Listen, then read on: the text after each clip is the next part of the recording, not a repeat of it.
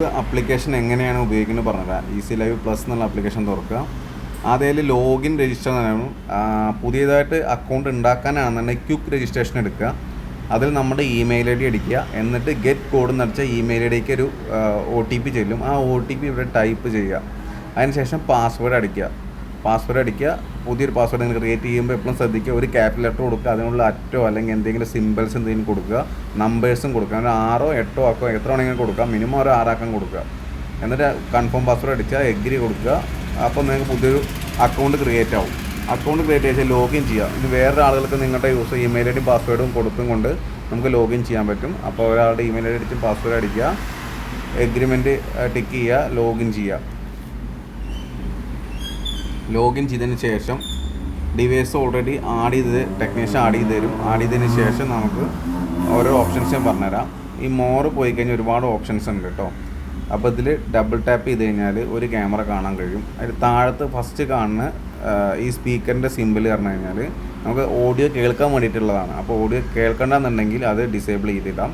ഇവിടെ വിൻഡോ കാണുന്നുണ്ടല്ലോ, ഈ വിൻഡോ ക്ലിക്ക് ചെയ്ത് കഴിഞ്ഞാൽ ഇത് കാണാൻ ഇങ്ങനെ 4 വിൻഡോ വരെ കാണാം. ഇത് ഒരുപാട് ക്യാമറ ഉണ്ടെങ്കിൽ 16 വിൻഡോ 20 വിൻഡോ അങ്ങനെയൊക്കെ കാണാൻ കഴിയും.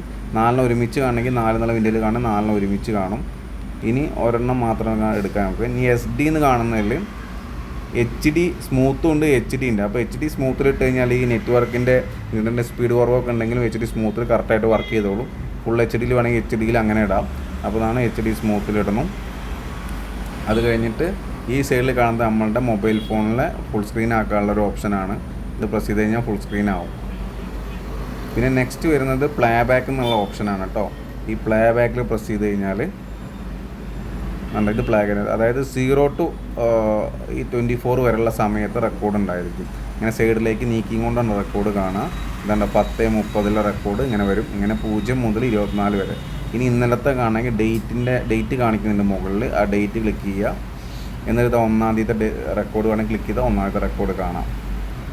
ഇനി അടുത്തത് ഡൗൺലോഡ് ചെയ്യണമെങ്കിൽ നമുക്ക് ഡൗൺലോഡ് ചെയ്യണമെങ്കിൽ ഒരുപാട് വഴികൾ ഞാൻ പറഞ്ഞു. സ്ക്രീൻ റെക്കോർഡ് ചെയ്യണമെന്നുണ്ടെങ്കിൽ കുറച്ച് സമയത്തെ മതി എന്നുണ്ടെങ്കിൽ സ്ക്രീൻ റെക്കോർഡ് ചെയ്യാം. റെക്കോർഡ് എന്ന് കൊടുത്തു കഴിഞ്ഞാൽ സ്ക്രീൻ റെക്കോർഡാകും. എന്തെങ്കിലും വിഷ്വൽസ് കാണുകയാണ്, അതിനെ നമുക്ക് ഒരു ഫോട്ടോ ആക്കി ക്യാപ്ചർ ചെയ്യുന്ന സ്നാപ്ഷോട്ട് നമ്മൾ ക്ലിക്ക് ചെയ്ത് കഴിഞ്ഞാൽ നമ്മളെ ഫോട്ടോ ആയിട്ടും ക്യാപ്ചർ ചെയ്യും. പിന്നെ നമുക്ക് ഡൗൺലോഡ് ചെയ്യണമെന്നുണ്ടെങ്കിൽ ഡൗൺലോഡ് എന്നുള്ള ഓപ്ഷനിൽ ഏത് സമയം മുതൽ ഏത് സമയം വരെ കണ്ടോ നോക്കൂ. 10:30 മുതൽ 10:34 ഇത് നീട്ടിക്കഴിഞ്ഞാൽ ഇത്രയും സമയം വരെ ഉള്ളത് നമുക്ക് കാണാൻ കഴിയും. അപ്പോൾ ഇതിൽ കണ്ടോ, ഇവിടെ നമുക്ക് മാക്സിമം എത്ര സമയം വരെ ഉള്ളത് കാണിക്കാൻ പറ്റുന്നുണ്ട്. ഇത്ര മാക്സിമം സമയം വരെ ഇത് കാണിക്കാൻ പറ്റും കേട്ടോ.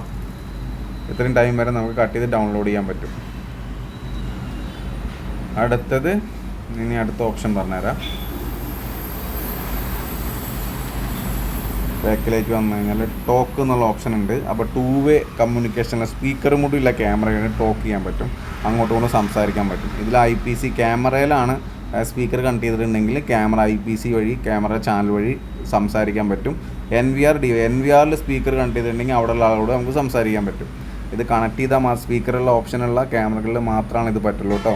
ഇനി റെക്കോർഡ്, ഇത് സ്ക്രീൻ റെക്കോർഡിംഗ് ഞാൻ നേരത്തെ പറഞ്ഞത്. ഇത് ലൈവിൽ റെക്കോർഡ് ചെയ്യാൻ വേണ്ടിയിട്ടാണ്. റെക്കോർഡ് അമർത്തി കഴിഞ്ഞാൽ ലൈവായിട്ടുള്ള റെക്കോർഡിങ് സ്ക്രീൻ റെക്കോർഡിങ് നടന്നുകൊണ്ടിരിക്കും. അതിനെ നമുക്ക് സ്റ്റോപ്പായി. സ്നാപ്ഷോട്ട് നേരത്തെ മാതിരി തന്നെ. ഇനി PT-Z നോക്കാം. PT-Z നമുക്ക് ക്യാമറ റൊട്ടേഷനുള്ള ക്യാമറകൾ 360 റൊട്ടേഷൻ ഒക്കെ ചെയ്യുന്ന ക്യാമറകൾക്കുള്ള മാത്രമുള്ള ഓപ്ഷൻസാണ് ഇത് ക്യാമറ റൊട്ടേഷനുള്ള 3 ആരോകളുണ്ട്. മുകളിലേക്ക് താഴേക്ക് പൊക്കാനും സൈഡിലേക്ക് പോകാനുള്ള ഓപ്ഷൻസ്. അതുപോലെ സൂം ചെയ്യാനും സൂം ഔട്ട് ചെയ്യാനുള്ള ഓപ്ഷൻസ് ഉണ്ട്. വൈപ്പർ ഓപ്ഷൻ, അങ്ങനെ ഓപ്ഷൻസ് എല്ലാം ഉണ്ട്. അതായത് PT-Z ക്യാമറകൾ ചെയ്യേണ്ട എല്ലാ ഓപ്ഷൻസും അതിലുണ്ട്. സാധാരണ നോർമൽ ക്യാമറ വയ്ക്കുന്നവർ ഈ ഓപ്ഷൻസ് പോകേണ്ട ആവശ്യമില്ല.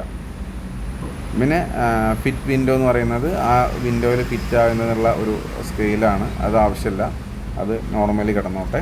പിന്നെ നമുക്ക് നോട്ടിഫിക്കേഷൻ വരുന്നതും ഒക്കെ ഇങ്ങനെ കാണാൻ കഴിയും.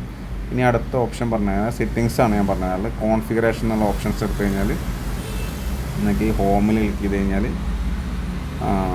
ഇതിൻ്റെ QR കോഡും കാര്യങ്ങളും സീരിയൽ നമ്പറും എല്ലാം കാണാൻ കഴിയും. അതിൻ്റെ ഓണർഷിപ്പിൻ്റെ ഇതൊക്കെ എല്ലാ ഡീറ്റെയിൽസും കാണാൻ കഴിയും. പിന്നെ അലാറം ആൻഡ് മെസ്സേജ് കണ്ടില്ലേ, ഇത് ഓണാക്കിയാൽ മാത്രമേ ഉള്ളൂ നിങ്ങൾക്ക് ആ ഡിവൈസിൽ അലാറം കിട്ടുള്ളൂ.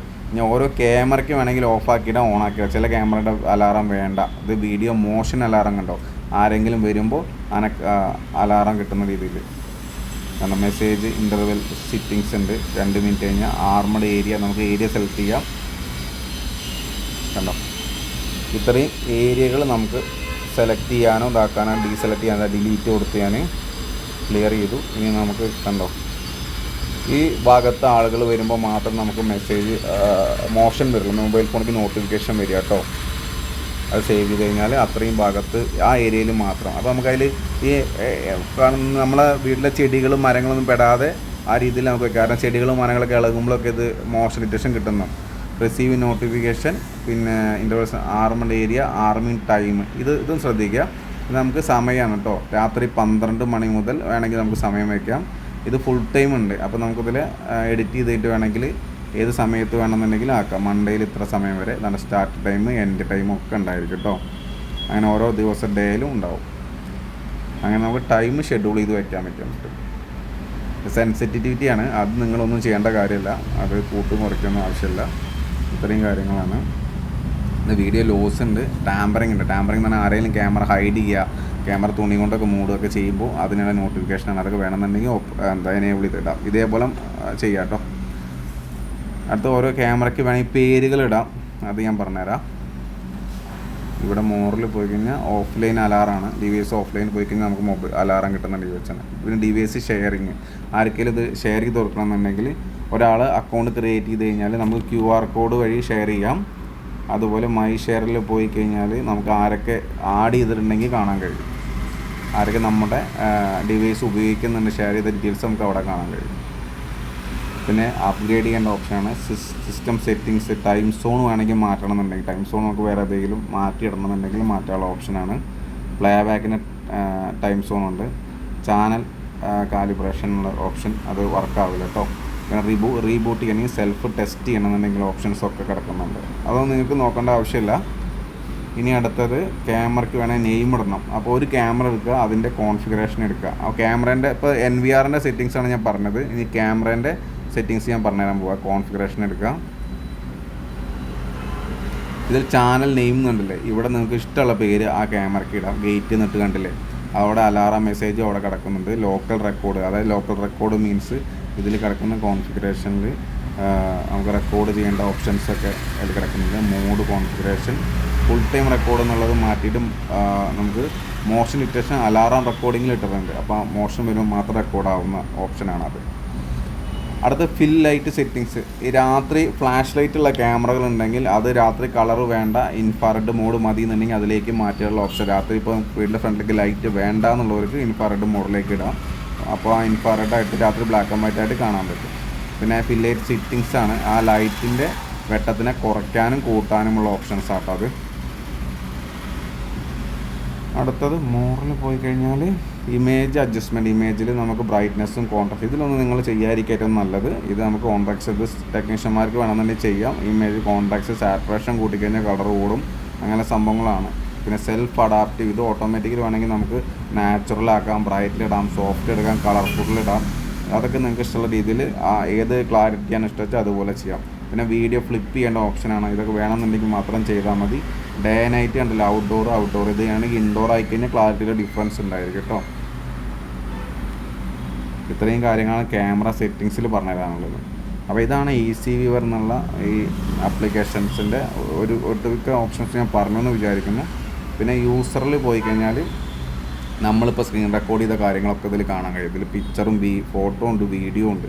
അപ്പോൾ അതൊക്കെ നിങ്ങൾക്ക് നോക്കി ആർക്കും ഷെയർ ചെയ്യണമെങ്കിൽ ഷെയർ ചെയ്താൽ. പിന്നെ മൈ ഷെയറിൽ പോയി കഴിഞ്ഞാൽ നമുക്ക് ആർക്കും ഷെയർ ചെയ്ത് കാണാൻ കഴിയും. പിന്നെ മൈ ഡൗൺലോഡ്, നമ്മൾ ഡൗൺലോഡ് ചെയ്ത് ഇത് കാണിക്കാൻ അവിടെയാണ്. പിന്നെ ലോക്കൽ കോൺഫിഗറേഷൻ അതിൻ്റെ ആവശ്യമില്ല. പിന്നെ ക്ലൗഡൊക്കെ വാങ്ങുന്നവർക്കുള്ള ഓപ്ഷനാണ് ക്ലൗഡ് സ്റ്റോറേജ്. പിന്നെ മൈ ഓർഡർ, പിന്നെ ഡിവൈസ് റിക്കവർ ചെയ്യാൻ, പാസ്വേഡ് റിക്കവർ ചെയ്യാൻ, local device debugging, wifi configuration ചെയ്യണമെങ്കിൽ അങ്ങനെ. പിന്നെ അലാറം, ഇന്നിപ്പം മോഷൻ ഡിറ്റക്ഷൻ ഉണ്ടെങ്കിൽ അലാറത്തിൽ ഡിക്റ്റേഷൻസൊക്കെ ഇവിടെ ഉണ്ട് കാണിക്കുക. അപ്പോൾ ഇത്രയും ഓപ്ഷൻസ് ഞാൻ പറഞ്ഞിട്ടുണ്ടെങ്കിൽ എന്തെങ്കിലും വിട്ടുപോയെന്ന് അറിയില്ല. അപ്പോൾ ഇത് നമുക്ക് ലൈറ്റ് മോഡ്, സ്റ്റാൻഡേർഡ് മോഡൊക്കെ ആക്കാൻ വേണ്ടിയിട്ടുള്ളതാണ്. ഇതൊക്കെ ഓരോരുത്തരുടെ ഇഷ്ടപ്രകാരം അങ്ങനെ ആക്കിക്കൊള്ളുക. അപ്പോൾ ഓക്കെ, താങ്ക് യു.